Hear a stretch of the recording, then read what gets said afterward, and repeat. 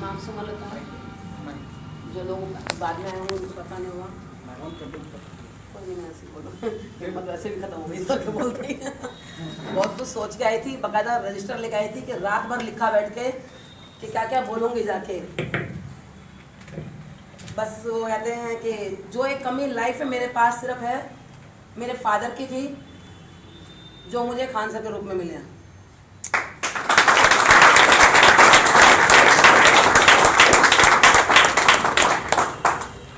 बहुत छोटे कहते हैं मिडिल क्लास से हूँ मैं, एक टाइम की रोटी नहीं थी और पढ़ाई की, माँ नौकरी करने वाली, फादर दमे के मरीज।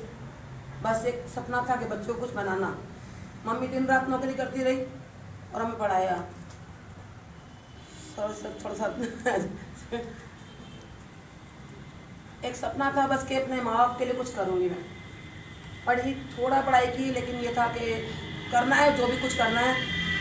पापा का कहना था इंदिरा गांधी भी किसी की बेटी है, जब उसका नाम हो सकता तो वो मेरी बेटी है।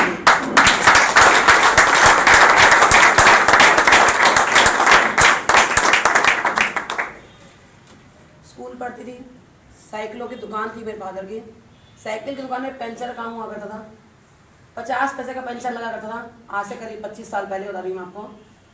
स्कूल से आना, फादर पंचर को पेंडिंग में रखते थे कि बेटी मेरी आएगी, क्योंकि दमे के मरीज थे, उनको हवा भरने का उस टाइम क्योंकि पंप चला करते थे हवा भरने वाले। ये आज टेक्नोलॉजी इतनी बढ़ गई है कि आज तो आप 2 मिनट खड़े हो तो पेंचर लगाता है। उस टाइम में क्या होता था कि पेंचर लगाने के लिए पहले पंप हुआ करते थे कि पहले हवा टायर में भरी जाएगी तो पेंचर लगेगा। फादर वेट करते थे मेरा कि मेरी बेटी आएगी और ये पेंचर लगेंगी। शुरू से बिजनेसमैन वाली पापा ने सिखा दिया था। 50 पैसे पेंचर करते थे, पापा ने कहा 15 पैसे तेरे हवा भरने के, 35 पैसे मेरे पेंचर लगाने के।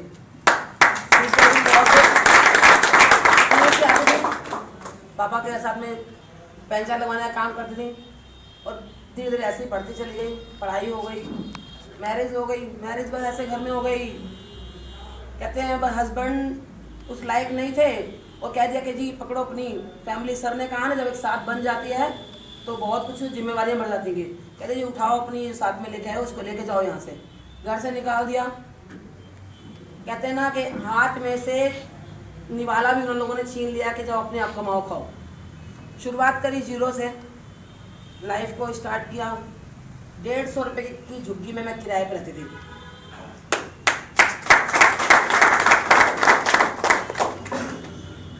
धीरे धीरे स्टार्ट किया लाइफ को, बड़ा ही मैंने किया आज से भी।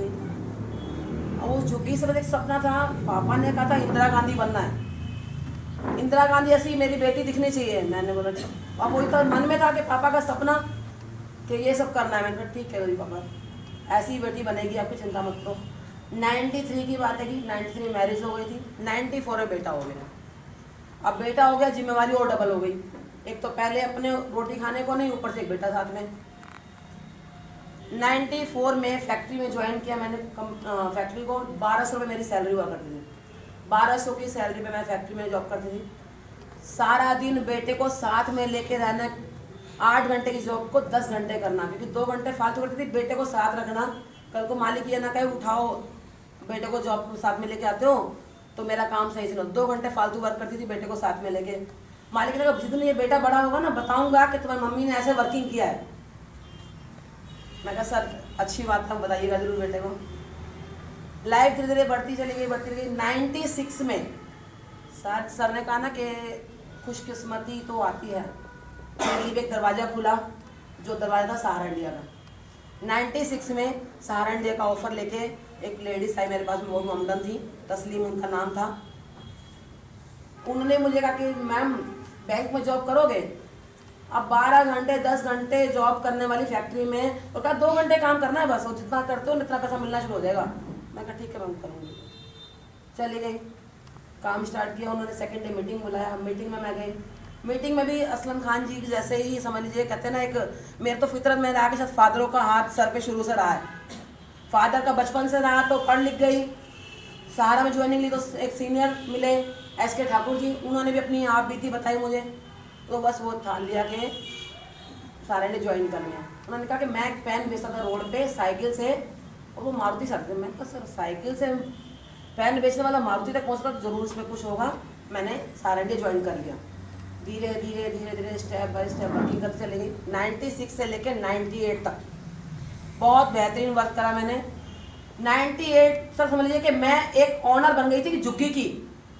97 में मैंने 3000 रुपये की झुग्गी ली, जो मैंने झुग्गी के पेपर बनवाए मेरे पापा के हाथ से। कहते हैं ना कि दिल्ली जैसे शहर में अगर छत अपनी है तो सब कुछ उसके पास में है। तो झुग्गी खरीदी मैंने 97 में, और उस झुग्गी की शुरुआत पापा के हाथ से करवाई।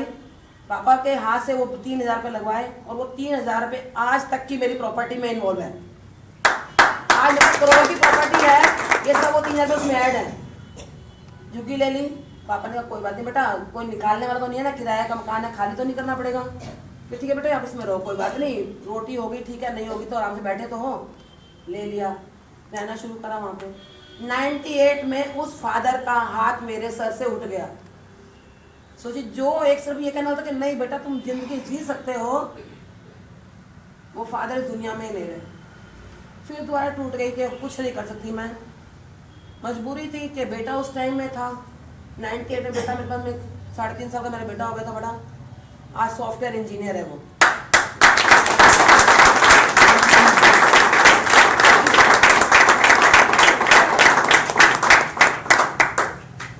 बस ये सपना था कि मैंने जो जिंदगी काटी है वो मेरे बच्चे नहीं काटेंगे। उनको मैं ऐसा बनाऊंगी कि दुनिया के कदमों में होगी। बेटे को पढ़ाया लिखाया, पढ़ाने लिखाने में दिमाग लगाया, पढ़ाती गई लिखाती गई। उनको बस जो रोटी मिली चाहे नहीं मिली, बस लाइफ में उसको सेट करना एक मकसद बन गया मेरा। करते चले गई। जिंदगी में जो चीज़ मैंने चाहा वो सारा कुछ हासिल होता चला गया। और आज जहांगीरपुरी में मेरी झुग्गी हुआ करती थी, आज रोहिणी में मेरे पास कोठी है।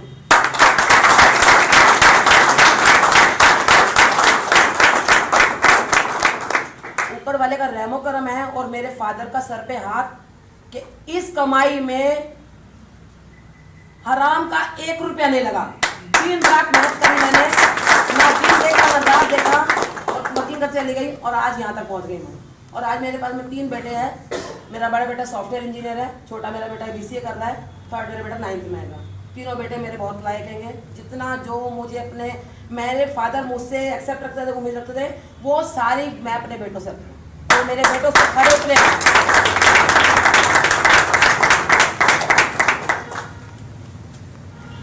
बताया मैंने आपको कि 5-6 महीने पहले मैंने आसिम के लिए मुझे बताया, मेरे पास ही वर्किंग करती थी, वो मेरे पास लेके आए।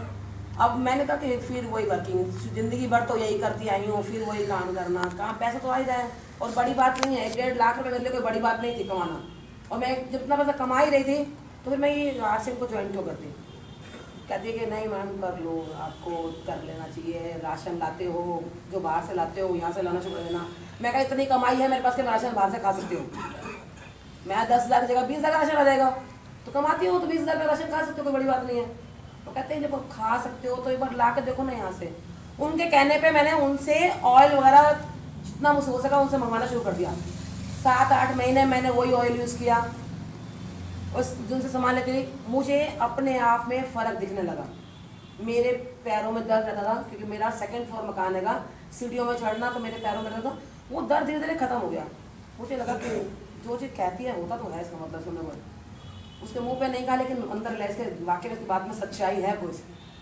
उसके बाद में फिर 5-6 महीने बीत गए, सामान तो मैं ले रही थी उससे और लेती भी रही। फिर उसने 5-6 महीने हो गए, फिर दोबारा से मुझे प्रेम सर ने कहा कि मैम करते हो तो स्टार्ट कर लेना।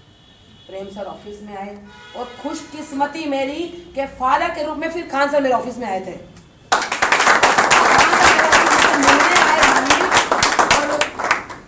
मैं कहती हूँ खुदा का बस भेजा वो बंदा कि मुझे मेरे बाप के रूप में दोबारा खान सर मिल गए, और जो कमी थी मेरी ज़िंदगी में वो सारी फिर दोबारा पूरी हो गई।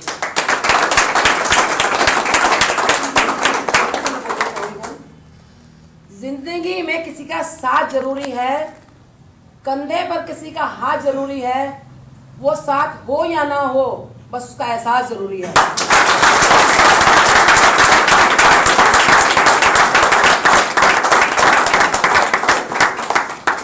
बस वही हाथ खान सर का मिला मेरे सर पे, और 1 महीने में जो मैंने पिछले 23 सालों में नहीं हासिल किया था। कहते पैसा तो बहुत कुछ था मेरा, पैसा पैसा तो मैंने बहुत कमाया, जी जान से मेहनत की, जी जान से पैसा आया, और जो जो सपने देखे सब पूरे किए मैंने, कोई कमी नहीं थी मेरे पास। लेकिन एक क्या था कि बस दुनिया मुझे ये कहे मैं ठीक हो गई आपकी वजह से, मेरा दर्द दूर हो गया। जो मैंने कहा ना कि मेरा दर्द दूर हुआ था 6 महीने पहले, मैंने ऑयल लिया, उन्होंने चाहे मुझे एक सीनियर समझ के दिया, चाहे जैसे दिया, मैंने वो ऑयल लिया था तो मेरा पैरों का दर्द ठीक हो गया था। तो मैंने भी वही चीज़ सोच लिया कि मैं भी बस ज़िंदगी में यही करूँगी, पैसा तो कमा ही रही हूँ, पैसे के साथ में लोगों का दर्द दूर करूँगी।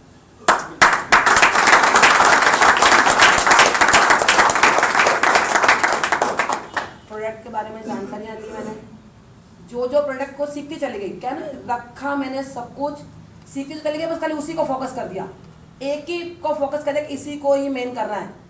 सर ने मुझे सिखाया था कि पेन को लगाओ, कि पैर में दर्द होता है तो पेन को लगाओगे तो ठीक हो जाएगा। मानोगे नहीं, मैंने 1 हफ्ते में 100 पेन को भेज दिए। जो भी है, दीदी दर्द है, भाभी जी दर्द है, मैडम जी दर्द है, बस इसे ये लगा लो, कोई बात नहीं, कुछ माल महंगा नहीं, 60 रुपये का सिर्फ कीमत है। लाखों रुपए, हजारों रुपए लोग डॉक्टरों को दे आते हैं, 60 में मेरे कहने पर उन्होंने खर्च कर दिए और वो लोग ठीक हो गए।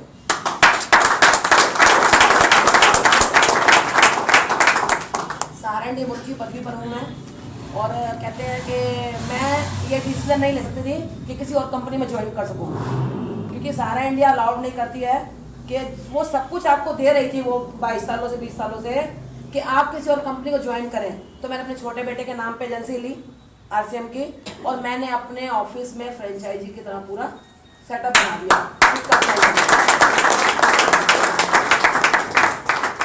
मैनेजर मेरे ऑफिस में आया, पेमेंट का लेन देन चलता है हमारा, तो ऑफिस में पेमेंट लेने गए, मैम ये क्या राशन उसके जमेले में पड़ गए हो, तुम भी पैसा इतना हम कमा रहे हो, आप बताओ अब कितना कमाना, मैं सिखाता हूँ आपको। मैंने बोला आपकी ज़िंदगी में अगर कोई परेशानी तो वो मुझे बताओ, मैं आपकी दूर करती हूँ। आप मुझे पैसा कमाना सिखाओगे और मैं आपके दुख दूर करना सिखा दूंगी आपको। उसी ब्रांच में ही मेरे यहाँ से कई लोगों के पास में ऑयल गए, कई लोगों के पास में पेन को गए, कई लोगों के पास में कहते हैं न्यूट्रिका के वुमेन के, न्यूट्रिका मैन के टैबलेट गए वहाँ पे। क्यों गए? उन्होंने कहा कि पता नहीं कुछ ना कुछ तो खासियत होगी, मैडम जो कर रही है तो कुछ ना कुछ तो होगा। तो लोगों ने मान लिया और अच्छा बिजनेस चल रहा है, बहुत बेहतरीन। इस बिजनेस का पूरा श्रेय मैं देना चाहूँगी 2 हस्तियों को, जो मेरी ज़िंदगी में कहते हैं ना एक फादर के रूप में और एक अच्छे दोस्त के रूप में है, प्रेम सर जी और खान सर।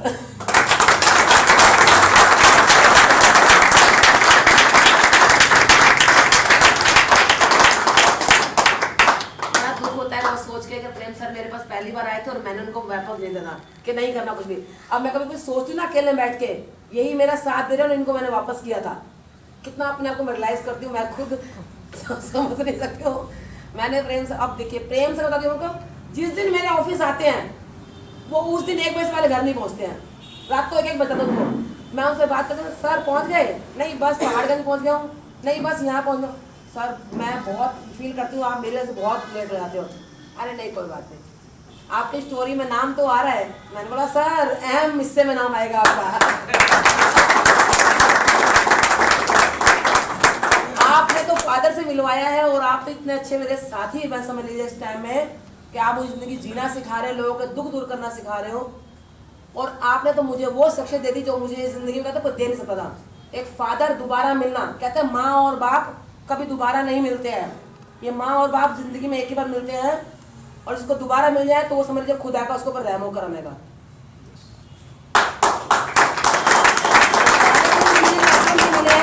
अभी मैंने सर की एक बात स्टार्टिंग सुनी थी, कहते हैं हाथ पकड़ लो फिर भूल जाओ। सर का मैंने एक सुना हुआ है कि कभी किसी अंधे का एक्सीडेंट नहीं होता। क्यों नहीं होता? क्योंकि वो आंख वाले भरोसा कर लेता है, अनजान व्यक्ति के हाथ में अपना हाथ दे देता है कि तुम मेरा रोड पार करवाओ, तो इसका एक्सीडेंट नहीं होता। क्योंकि उसको पता है कि इस अंधे इंसान ने इस आंख वाले के ऊपर भरोसा किया है, और आंख वाले की डबल जिम्मेवारी आती है कि अब मैं 1 किलोमीटर इधर भी देखूं, 1 किलोमीटर इधर देखूं, क्योंकि इस अंधे एक्सीडेंट किसी कारण से ना हो जाए, इसका श्रेय मेरे ऊपर जाएगा। तो इसलिए कभी भी किसी अंधे एक्सीडेंट नहीं होता है।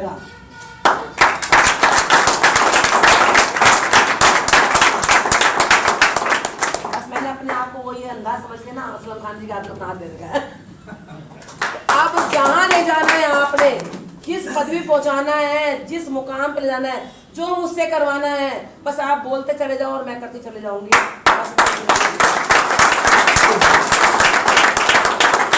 ना मैं किसी मैनेजर करती हूँ और ना किसी के कहते ना, अभी मुझे लैंग्वेज में कुछ ज़्यादा गुस्सा जब आ जाता तो मुझे इस मैनेजर ने कहा था क्या चाहिए आपको मुझसे ले लो। मैं कहती हूँ अब तुम्हें क्या चाहिए, तुम मेरे पास आ जाओ।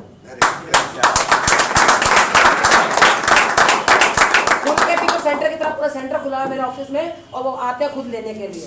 जो कहते थे कि तुम इसमें काम नहीं करोगे और वो खुद ही कहते हैं मैडम ये सामान हमें दे दीजिए।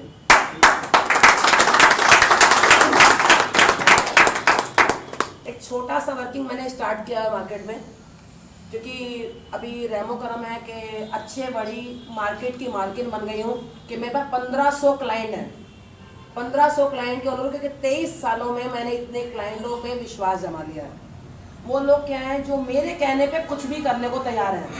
उन 2300 क्लाइंटों को 1500 क्लाइंटों में से बस मैंने ऑफिस में क्या रखा हुआ है अपने, मेरे को एक कार्ड सिस्टम बना रखा है कि आप 1000 रुपये का सामान लेंगे तो आपका कार्ड बन जाएगा जिससे आपको डिस्काउंट मिलना शुरू हो जाएगा। उनको वर्किंग नहीं सिखाना, मुझे कुछ नहीं सिखाना उसको, उनको सिखाना है कि आपको 20 से 30% डिस्काउंट दिलवा दूंगी मैं, अपना 1000 रुपये का कार्ड बनवा लो। बस राशन कहीं और से भी लेते हो, राशन खाली यहाँ से लेना शुरू कर दो, आपका कार्ड बन जाएगा और आपका पैसा बचना शुरू हो जाएगा। यही है कि 1 महीने में जो 45 कार्ड बन चुके हैं और बाकी सामान जा है लाखों रुपए का, वो उसकी कीमत ही नहीं है। वो जो लोग आते 2 सामान दे दो, 1 सामान दे दो, मुझे एक सर्फ चाहिए, मुझे एक शैम्पू चाहिए, ये तो आम चलता है मेरे ऑफिस में। ऐसे ही 70,000 रुपये की सेलिंग कर दी मैंने खुद, ये तो मेरी चली गई अलग से। लेकिन 45 लोग ऐसे हो गए हैं जो कार्ड की तरह मेरे पास आ गए हैं, जो कार्ड की तरह पेमेंट ले रहे हैं कि आते हैं 1000 रुपये का मैडम मेरा कार्ड बना दो, 1200 का, 1500 का, 2500 का, 1000 तो मिनिमम रखा हुआ मैंने। ऐसे सब लोग हैं। कल की शाम की है 9:30 बजे से लेकर 11 बजे मैं अपने ऑफिस में थी, उसी टाइम मैंने 7000 रुपये का सामान एक बंदे को दिया।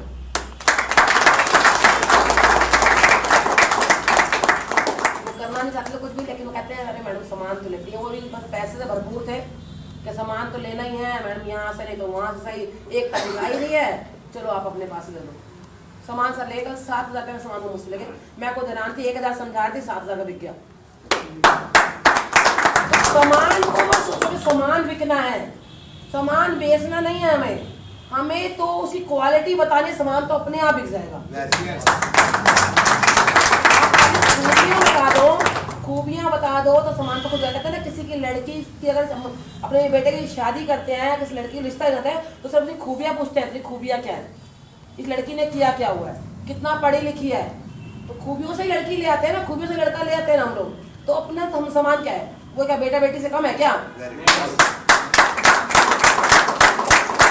खूबियों से लेके सब सामान मिल जाएगा नाम से। ऐसे ही ऑटोमेटिक 1 महीना नहीं हुआ और कितना मजा आ रहा है इस काम करने में, मैं तो जो पिछले 23 सालों में नहीं आया।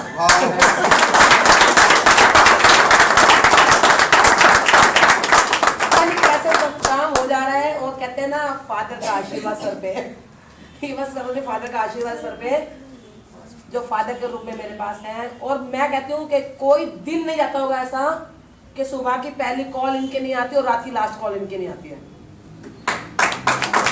यही तो हिम्मत मेरे को बेटे इनको बस हो गया बेटे। यही मेरे फादर कहा करते थे 96 से लेकर 98 तक, जब मैंने सारा ज्वाइन किया था। जब मैं कहती पापा एक खाता मेरा खुल गया, हाँ बेटा हो जाएगा कोई बात नहीं, कल 2 खुलेंगे, क्योंकि वहाँ क्या था खाते खोल रहे थे। वहाँ लोगों का पैसा मैं जमा कर रही थी, 5 साल बाद 10 साल वापस करना था मुझे, ना कोई गारंटी ना कुछ, सिर्फ क्या मेरे साथ पैसा था और लोगों से पैसा ले थी अपनी गारंटी पर। तो वो जब मैं पैसा ले सकती हूँ लोगों को अपनी गारंटी पर, तो मैं सामान देके पैसा नहीं ले सकती क्या?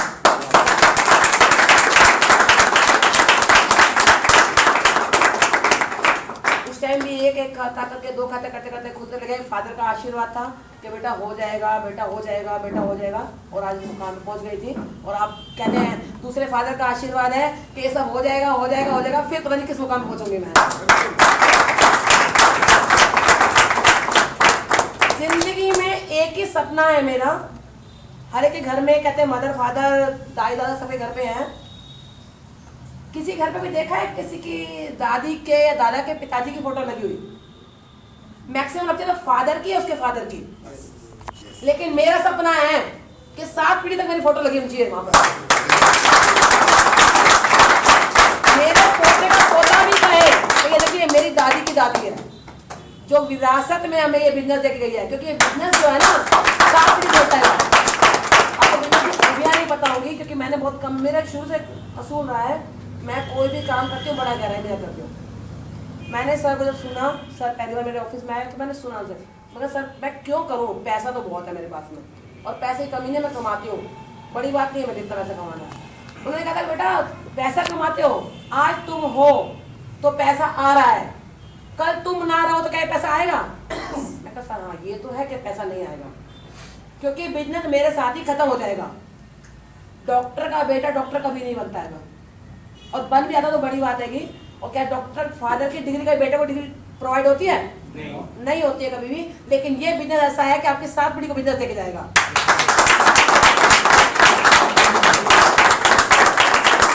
ये खूबी मुझे बहुत अच्छी लगी इसके अंदर, क्योंकि मैं जिंदगी में अकेले, कहते हैं ना एक पीढ़ी को तो कहते हैं त्याग करना पड़ता है, तो मैंने कहा इस पीढ़ी को मैं त्याग करूंगी कि मैं इस बिजनेस को करूंगी अगली 6 पीढ़ियों के लिए, अगली 6 पीढ़ियां मेरे बिजनेस को आगे चलाएंगे। ऑटोमेटिक ट्रांसफर हो जाएगा, आपको करने की जरूरत नहीं है। मैं तालपुर स्टेडियम में गए थे, प्रेम साहब ले गए थे, और मेरी कहते वो भी खुदा के रूप में मुझे मिली थी कि मैम ज्वाइन कर लो, और मैंने नहीं किया था, तो वो मुझे ले गई, मैम चलो ना, 100 रुपये टिकट थी, उन्होंने 100 रुपये भी मैंने नहीं दिए, 100 रुपये भी उन्होंने अपने पास दे दिए, वो 100 रुपये लगे थे वो भी मैंने नहीं दिए। आज वो आई हुई है, उनके लिए तालियां हो जाए।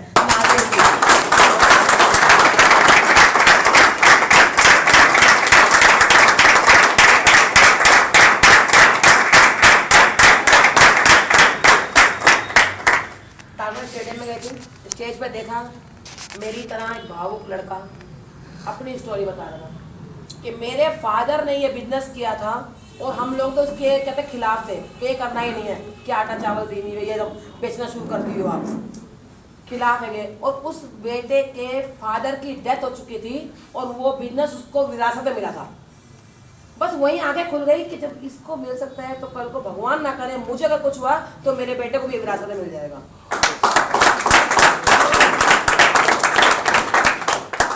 उस मुकाम तक मैं बिजनेस को ले जाऊंगी, कहते ना इनकम के उस मुकाम तक ले जाऊंगी कि मेरी अगली 6 पीढ़ी को सोचना ना पड़े कि पैसा कहां से आएगा।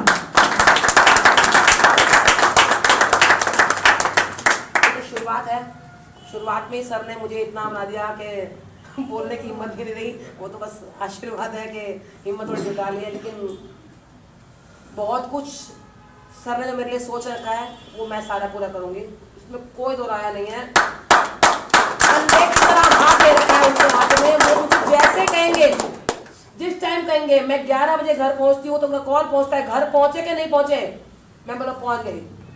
घर पहुंचने के बाद उनका कॉल, हाँ मैं पहुंच गई हूँ, वो शांत होते हैं। कितना बड़ा ये आपके ऊपर, कहते हैं ना जिंदगी में आप नौकरियां सब करते हो, जिंदगी में कोई मालिक पूछता है कभी भी कि तुम घर पहुंचे कि नहीं पहुंचे?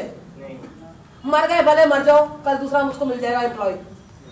लेकिन ये ऐसा प्लेटफॉर्म है आपको जो आपके घर पहुंचने की चिंता करता है कि आप घर पहुंचे कि नहीं पहुंचे। कई बातें इस बिजनेस की जो है मेरे दिल को छुई हुई हैं, और शायद मैंने इसलिए इतनी हिम्मत जुटा रखी है। और मैं बहुत कुछ करना चाहती हूँ, और अपने जैसे पता नहीं कितनी सुमनता इकट्ठा करना चाहती हूँ। यहाँ पे आप खड़े हो,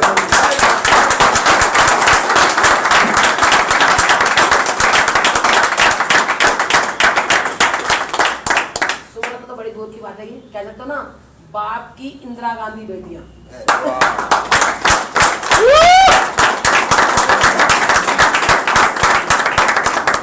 होगा जल्दी मरने वालों में से मैं नहीं हूँ, क्योंकि जिसके सिर पे बाप का आशीर्वाद होता है ना वो जल्दी आती भी नहीं है, बेटियां बाप की लाडली होती है। जल्दी मैं बहुत कुछ देख के जाऊंगी यहाँ पे, और पता नहीं कितनी सुमन को, मेरा तो सपना है, मेरे कहते हैं ना मेरे एक फादर का सपना है कि मैं 1 साल के बाद तालपुर स्टेडियम में इस तरह बोलूँ। बोलूंगी तो कितनी सुमन सामने बैठी होंगी मेरे पास में, और मैं बिल्कुल पहुंचूंगी यहाँ पे। ये मेरा अपने आप से वादा है, क्योंकि मैंने लाइफ में सारे वादे अपने आप से किए हैं, और जितने वादे अपने आप से किए हैं वो सारे वादे पूरे हुए हैं। मैंने कुछ स्टार्टिंग से बताया कि मैंने झोपड़ी से जाना कुछ अपने आप से वादा था मेरा, ये किसी का कोई कमिटमेंट नहीं था। कमिटमेंट अपने आप से था कि मैंने बाप की वो बेटी बनना है जो दुनिया में कहेगी क्या देखो रमेश की बेटी जा रही है, और आज है।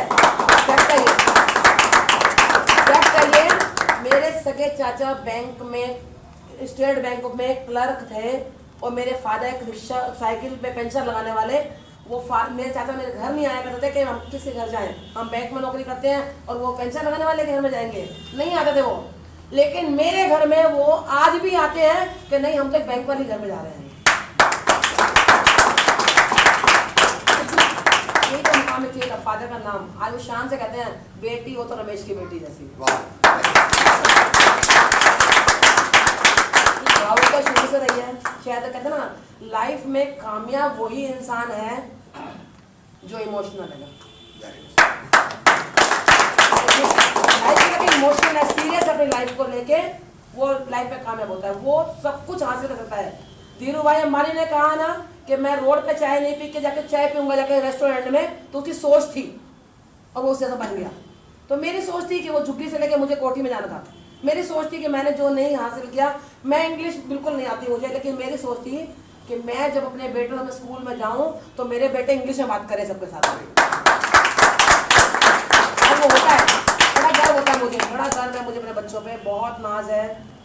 कहते हैं जितना नाज होना चाहिए अपने बच्चों पे, जितना मेरे फादर को मुझ पे नाज था, उतना मुझे मेरे बच्चों पे नाज है।